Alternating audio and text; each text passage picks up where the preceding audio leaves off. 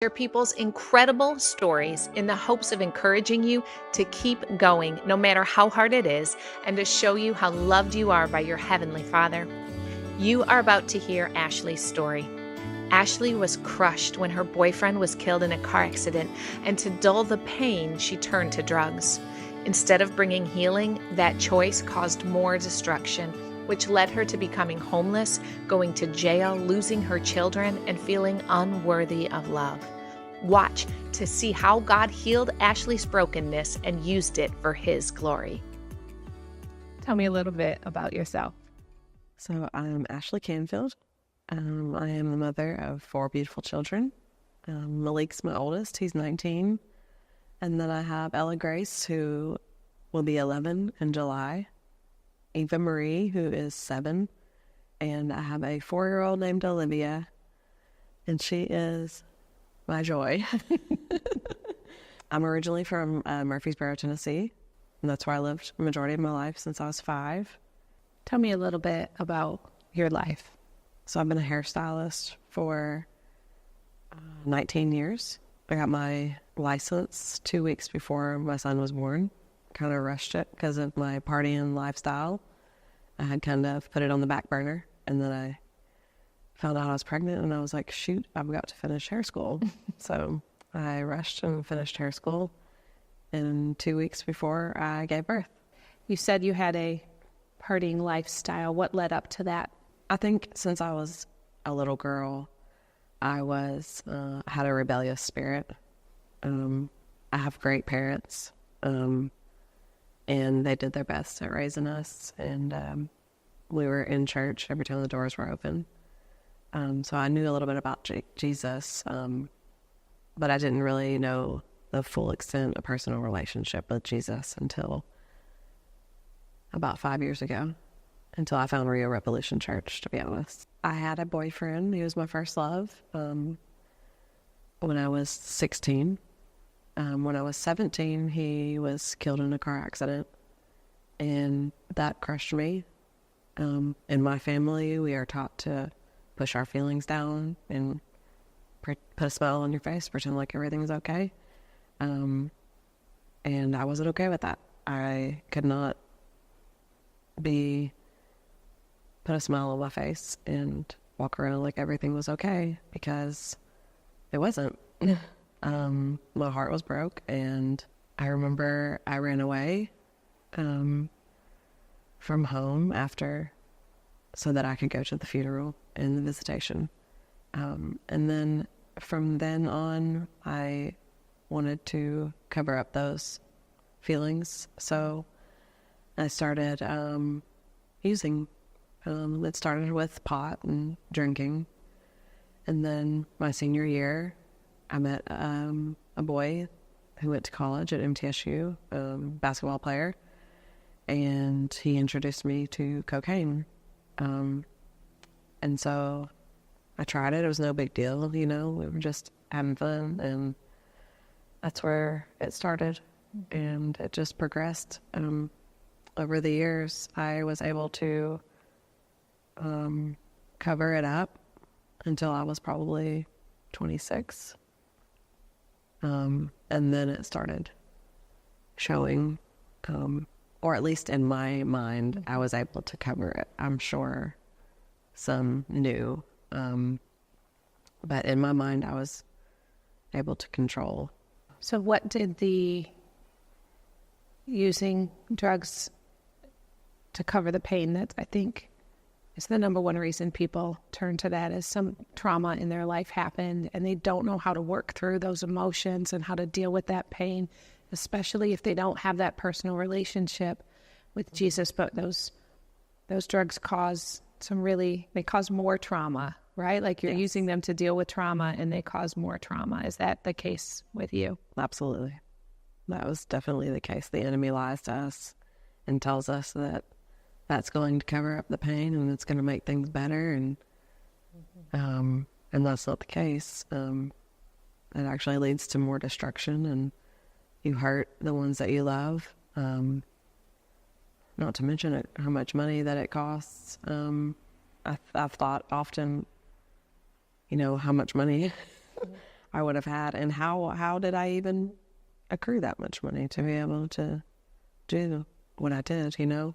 If I could go back, I would go back and make all different choices on everything I did.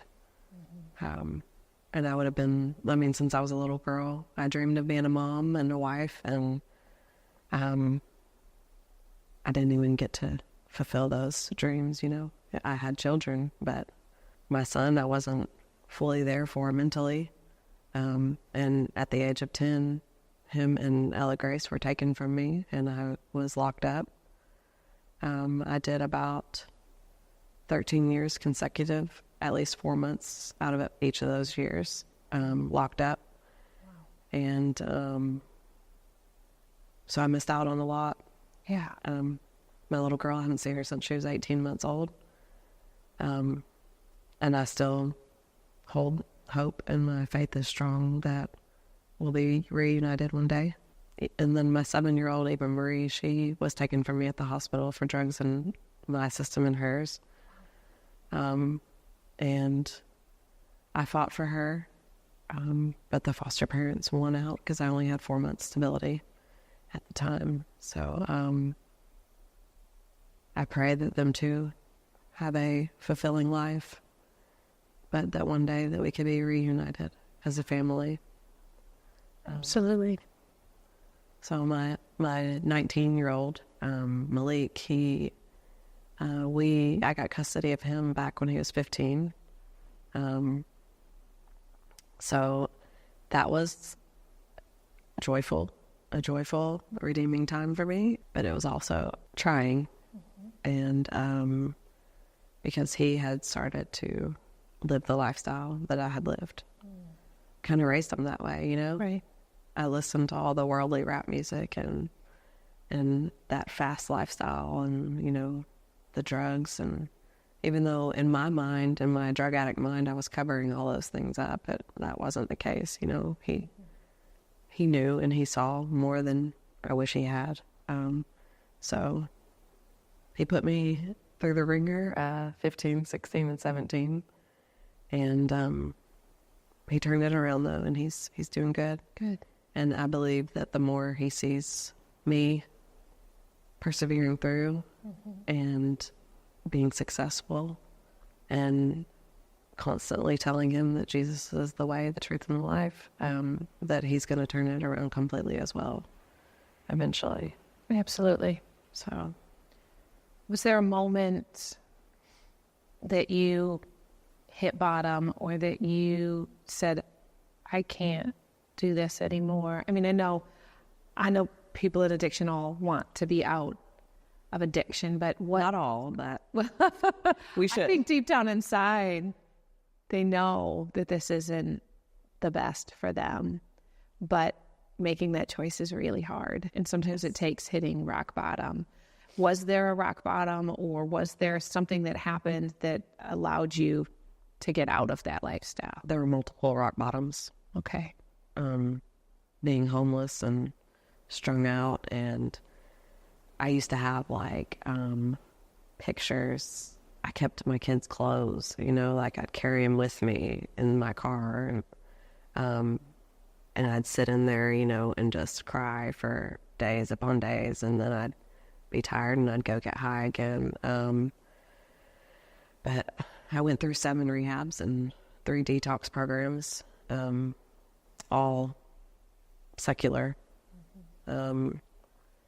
So there was multiple rock bottoms, but finally when I had a miscarriage before I got pregnant with Olivia, and holding him in my hands, I miscarried at 12 weeks. It was very traumatizing and very eye-opening.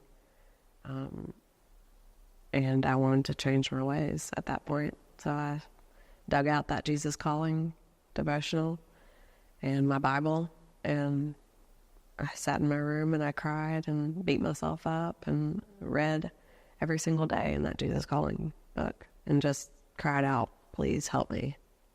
And I got pregnant again with Olivia this time. That's my rainbow baby. And I swore that that was it. And I was going to live right this time, and I was going to give my life to him. And it was hard because her dad was still in addiction and bringing things in and out of my home while I was pregnant with her. So when we went to the hospital to give birth to her, I told the Lord when I held her in my arms, it was just so surreal. And I was like, this is it. Tell me what you want me to do. I want to do right. I want to live for you. I want to live for my kids. I'm going to cry. It's okay.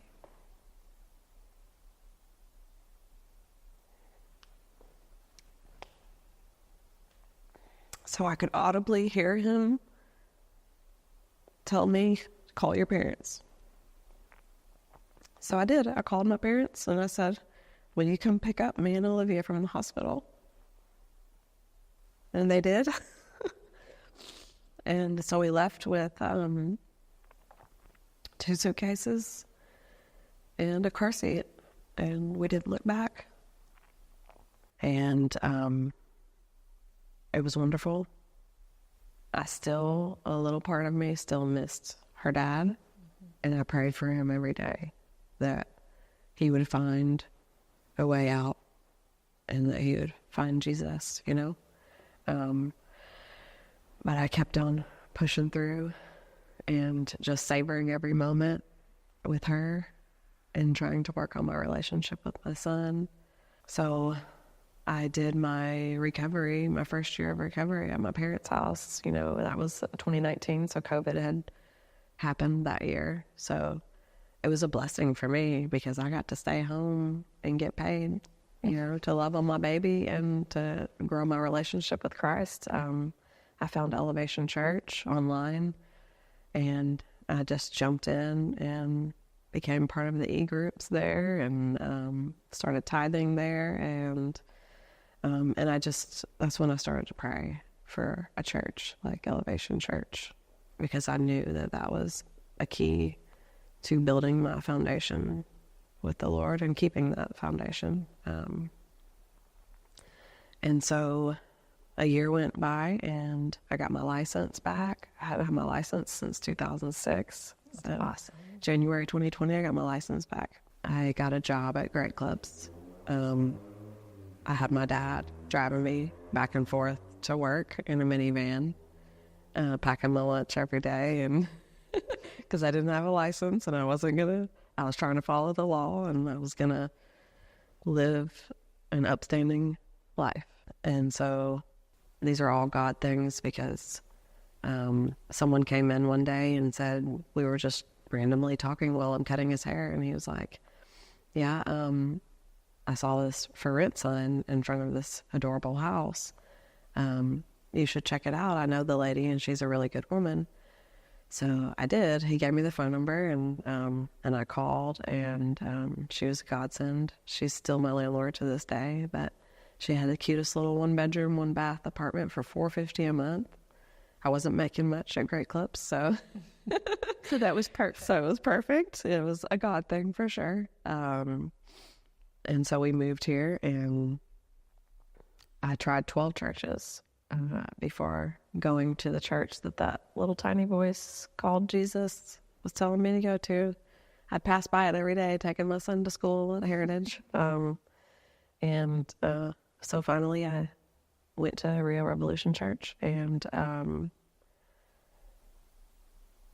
everything that could have possibly went wrong that morning went wrong, of course. Just like coming to this interview. The enemy's always like, heck no, that's my soldier. You can't have her. You know? So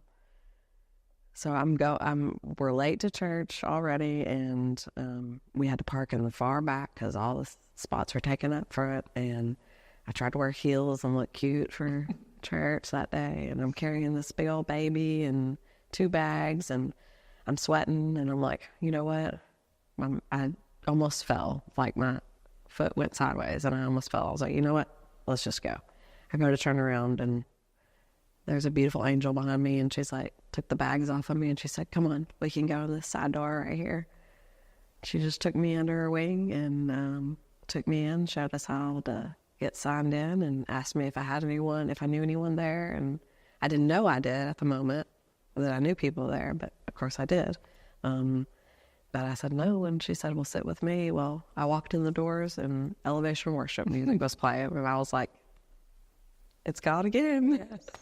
He's just laid everything out for me.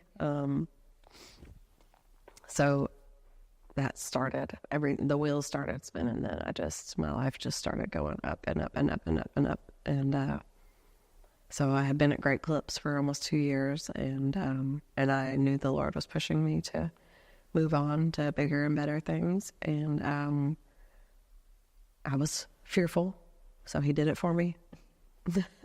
I got fired December 20th of 2020.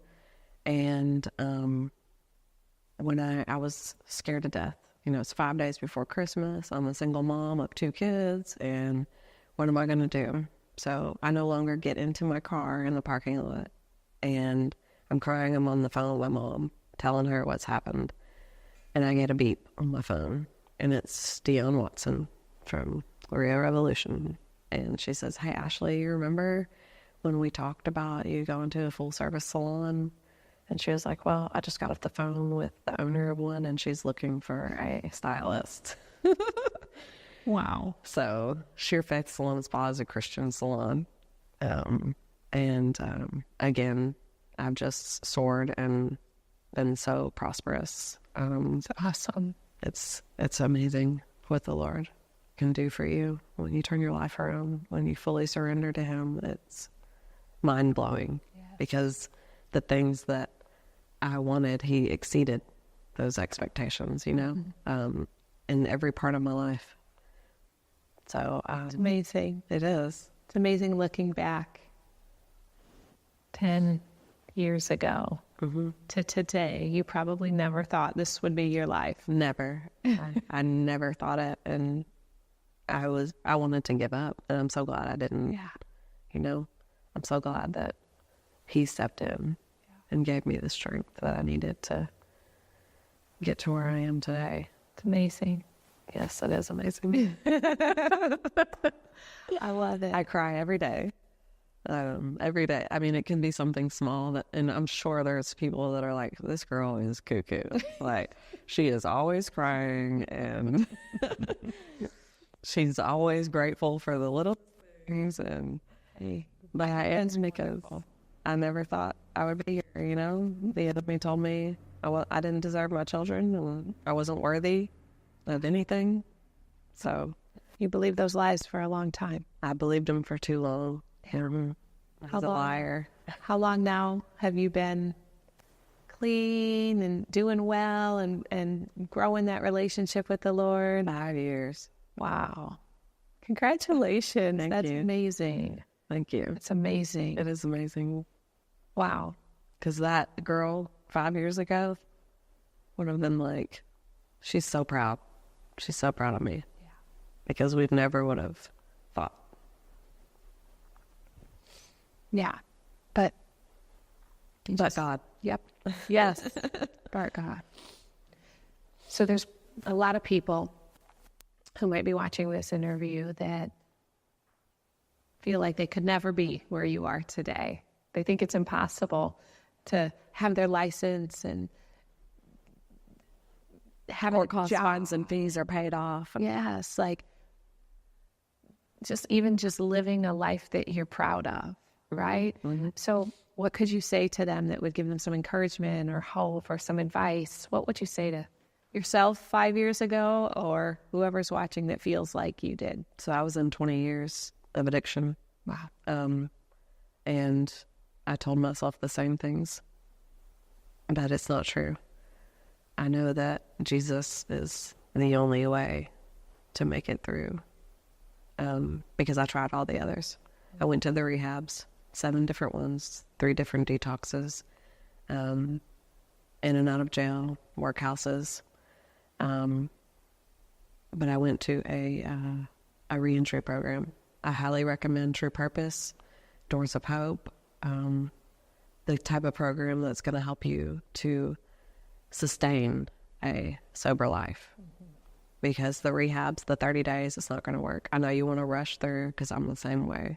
We want instant gratification, but that's not reality. It took us 20 years to dig ourselves into the hole, so it's going to take some time to dig out.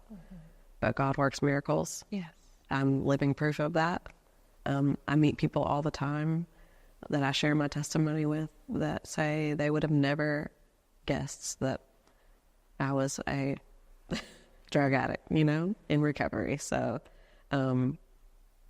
he can work miracles for anyone. But I tell everyone, that those 30-day rehabs don't work. It's going to have to be Jesus. Jesus loves us. He is not the fire and brimstone that a lot of us Southern Baptists, went through.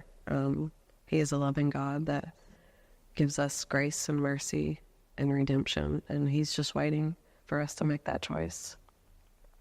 It's a choice. It's not something he can force, because I asked him to so many times. Like, just force me to do it, God. Yes. You can't. You have to make the choice. Nobody wants to be forced to, for someone to love them. They want you to choose to love them. I just want to talk briefly about when you were in your addiction, what you thought love looked like. But today, how love looks different to you. An addiction, to me, love and addiction was sex, that's how, actually, maybe even before, yeah, I thought that would be love, was having sex. Yeah. I was so wrong, because love is Jesus, Yeah. Love is unconditional. Love is seeing you through your trials and your tribulations and your storms. Love isn't about the physical, it's about your soul. God is love. And he loves you so much. And I love and I love your story. I love your willingness to share your story, because it's not easy to talk about the mistakes that we've made and the choices that have led us down the wrong paths. But it's important to remember we all sin and fall short of the glory of God. And what an inspiration it is to see someone overcome that and make such a difference in their life and reach people. I know that there's more that you didn't talk about, some volunteer stuff that you do and some people that you reach, and just women who are broken that you share the gospel with. And it's so beautiful to me to see your heart to help others and just your willingness to say, okay, this is what I did, and it's a mess and it wasn't good, but God took what the enemy meant for evil and look what this beautiful thing that he turned it into. Yes. And not everybody's willing to do that. So I'm really grateful that you are, because I know there's going to be a lot of people that hear your story and think, I can do this too. I know that's why I went through all that I went through. And I'm not going to let the enemy use it for harm, That's why I do share. People are always like, why do you share all that, Especially my parents. They're like, can you just not? Can we just leave that in the past? And I'm like, no, I went through it so that I can help others, Yes. So I actually have a girl, you were talking about my volunteer work, and I actually have a girl who is graduating today. So I remember when she was first in the program, I would go over there and cut their hair and share my testimony. And she just always looked up to me and was like, how did you do it? And I told her Jesus in my church. And they started allowing them to go over to our Celebrate Recovery. That's awesome. And here she is graduating after a year. She's got her a cute little cabin and she's talking to her son on the phone. So I love it. It's so fulfilling to see others. That's all I want, is to help others find the freedom that I found. Yes. To show them that our God can restore and redeem. He can do things it for that you anyone. never thought were possible. If he can do it for me, he can do it for anyone. Yes, absolutely. You have to make that choice, though. You have to want You have to want it. Well, Ashley, thank you so much for sharing your story. And I know you're going to impact many, many lives. And so I'm grateful to get to be a part of it. Yes. Thank you. I'm grateful to be a part of it. Thank you so much for watching. Isn't that story so beautiful? I love how honest and vulnerable Ashley was about her mistakes and how bold she is that God can work miracles. Do you know that we have a God who can restore and redeem absolutely anything? Join us next week to hear another incredible story, and be sure to subscribe or follow so you never miss an episode. Most importantly, I pray that you know, no matter how far you have run from God, it is never too late. There is always hope because you are loved.